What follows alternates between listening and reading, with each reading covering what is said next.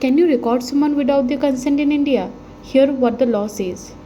Under Indian laws, you can record only if you are a participant in the conversation. As per the provision in India, one party consent is valid, which means that if you are a part of the conversation, you can record it without informing the other person. The basis is Section 5 subsection 2 of the Indian Telegraphy Act, which regulate interception of communication by a third party.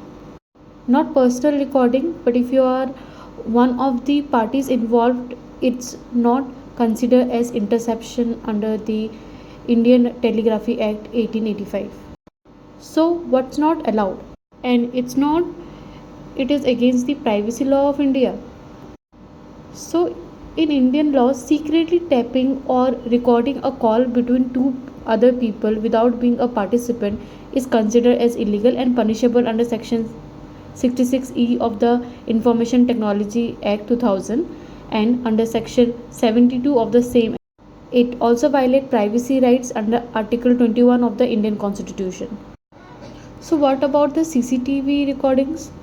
So it is allowed on your own property, not aimed at private areas like bathrooms and bedrooms or neighbors' property, as to ensure the right to privacy is protected.